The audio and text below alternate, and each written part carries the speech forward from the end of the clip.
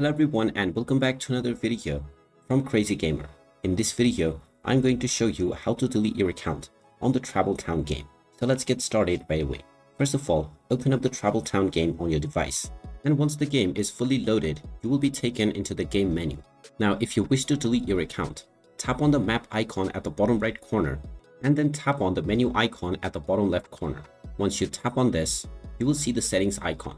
Tap on the settings icon and then tap on Manage Account. From the Manage Account page, you will see the Permanently Delete My Account option. Go ahead and tap on this, and now you will be asked whether you are sure that you want to delete your account. Tap on the OK button to contact the support team. Once you tap on OK, you will be able to send a support email requesting for your account deletion. Once your request has been sent, your account will be scheduled for deletion and you will be logged out from your Travel Town account.